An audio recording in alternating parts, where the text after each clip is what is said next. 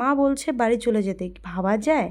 Hello, good morning everyone. সকলে কেমন আছো? আশা করি সকলে ভালো আছো। তো এখন বাজে সকাল 10টা, তার মানে ভাবো সকাল 10টাও বাইরের ওয়েদারটা একবার দেখো, চারিদিকে পুরো কুয়াশায় কুয়াশা।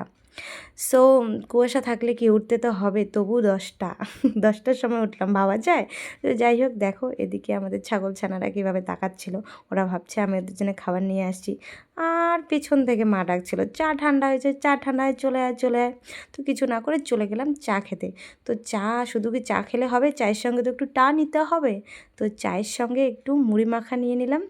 তো মুড়ি মাখা চা, উফ, গরম গরম চা, এটা বাপের বাড়ি ছাড়া কোনো দিনও সম্ভব না। ঘুম থেকে উঠেই হাতের সামনে চা, এদিকে আগুন তাপাচ্ছিলাম।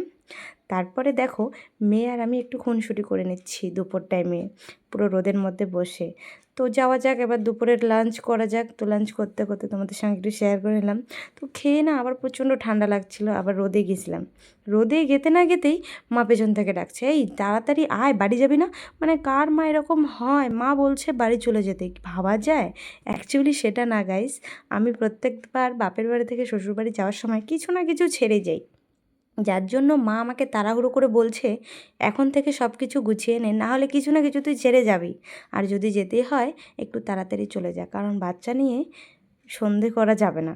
তাই একটু কি মনটা ভীষণ খারাপ, যেতে ইচ্ছা করছে না, কিন্তু উপায় নেই, যেতে তো হবে। তো তোড়জোড় করে সব কিছু গুছিয়ে নিলাম। তো এবার চলো, এবার ঠাকুরকে প্রণাম করে বেরিয়ে পড়বো বাড়ির উদ্দেশ্যে। আর যেতে তো ইচ্ছা করছিল না, তাই মার সামনে একটু ক্যামেরাটা নিয়ে ভিডিও করে তো মাকে টাটা করে দিলাম। তো অলরেডি আমরা টোটোতে উঠেই পড়েছি। টোটোতে যেতে যেতে মেয়ের সঙ্গে একটু ভিডিও করে নিলাম। তারপরে ফাইনালি এটা হলো শ্বশুরবাড়ি, আর শ্বশুরবাড়িতে কিন্তু চলে গেলাম। তো যাই হোক, ঘরের কিছু টুকটাক কাজ করে নিই। আর আমার মিনি ব্লগটা কেমন লাগলো অবশ্যই কমেন্ট করে জানাবে।